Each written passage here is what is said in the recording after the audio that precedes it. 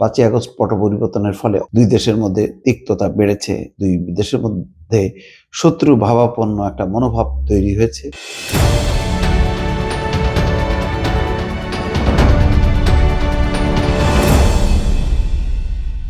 খবর হচ্ছে এই যে কলকাতা বইমেলায় বাংলাদেশকে যোগ দিতে দিলেন না আয়োজকরা।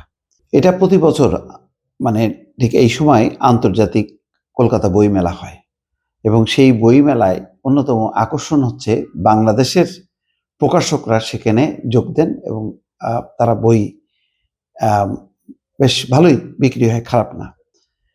বহু বছর ধরে এটা চলে আসছে, দুই দেশের একটা মিলন মেলাও বটে।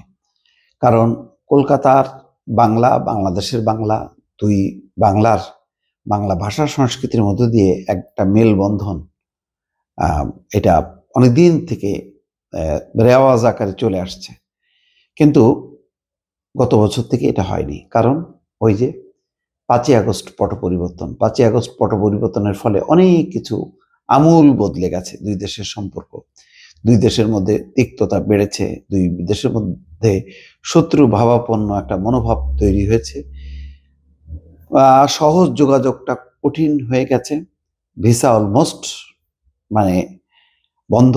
আর এবারই দেখেন না, ওই যে আইসিসির যে বৈঠক, বাংলাদেশে আসছে কর্মকর্তারা, সেখানে ভারতীয় কেউ আসেনি, কারণ ভারতীয় কাউকে ভিসা দেয়নি বাংলাদেশ। তো এটা তো একটা ঘটনা। এই ঘটনাগুলো ঘটছে এই কারণে যে বাংলাদেশের ব্যাপারে মনোভাব খুব তীব্র পুরো ভারতবর্ষ জুড়ে, এবং এটা শাসক গোষ্ঠী এটাকে আরো উস্কানি দিয়েছে তাদের রাজনীতির স্বার্থে, ধর্মীয় রাজনীতির স্বার্থে। দীপুচন্দ্র দাস বাংলাদেশের নাগরিক, তার মৃত্যুকে ঘিরে অনাকাঙ্ক্ষিত একটা পরিবেশ, 5টা মিশনে হামলা চালানো, তারপরে ভিসা বন্ধ হয়ে গেছে, তারাও ভিসা বন্ধ করে দিয়েছে। দুই দেশের মধ্যে ভিসা যখন বন্ধ, ঠিক সেই সময় আন্তর্জাতিক কলকাতা বইমেলা অনুষ্ঠিত হয়েছে। সেখানে বাংলাদেশের প্রকাশকরা যোগ দিতে পারবেন না, এ নিয়ে দ্বিতীয়বার কলকাতা বইমেলায় বাংলাদেশের প্যাভিলিয়ন থাকবে না। আগে বাংলাদেশের প্যাভিলিয়ন রীতিমতো থাকতো এবং এটা একটা আকর্ষণীয় ব্যাপার ছিল। এর আগে প্রতি বছরই বাংলাদেশের অনেক প্রকাশক কলকাতা বইমেলা আসতেন এবং সেখানে প্রচুর ভিড়ও যেমন হতো, তেমনি বাংলাদেশি লেখকদের বই বিক্রিও হতো অনেক।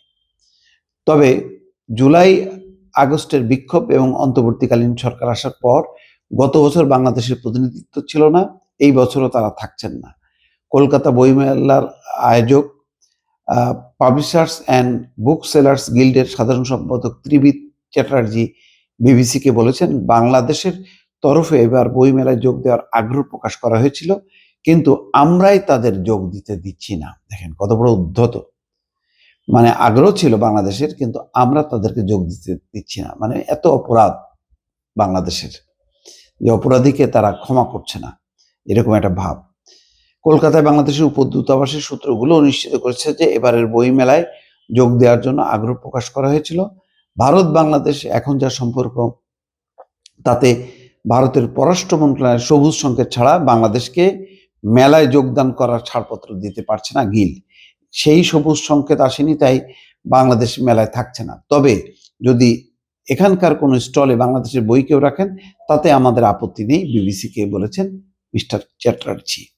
নিয়মিত মেলায় যোগ দিত আরেকটি যে দেশ, সেই মার্কিন যুক্তরাষ্ট্রেও এবারের বই মেলায় থাকবে না, কারণ তাদের বাজেট অ্যালোকেশন হয়নি, সেটা অন্য ভিন্ন জিনিস। যাই হোক, দুঃখজনক এবার। তবে এই প্রথমবারের মতো ইউক্রেন বইমেলায় যোগ দেবে এবং 15 বছর পর চীনের প্যাভিলিয়ন থাকবে মেলায়। চীনও থাকবে, বাংলাদেশ থাকবে না। আর্জেন্টিনা এইবারের বইমেলার থিম দেশ।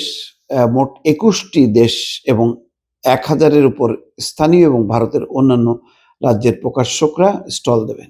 একটা বড় আয়োজন, আন্তর্জাতিক বইমেলা। এই মানের বইমেলা আমাদের এখানে হয় না, অথচ আমরা হচ্ছে মূল ভাষা আমাদের হচ্ছে বাংলা ভাষা, আমরা পারি না, কলকাতা পারে। এটাও আমাদের শিক্ষণীয় ব্যাপার। তবে এখন দুঃখজনক ঘটনা হলো যে এই যে প্রতি বছর বাংলাদেশের প্রকাশকরা তারা যেতেন, এখন যে যেতে পারছে না পরপর 2 বছর, এটা কত বছর চলবে? এটা হচ্ছে এখন প্রশ্ন। দর্শক ভালো থাকবেন, আল্লাহ হাফেজ।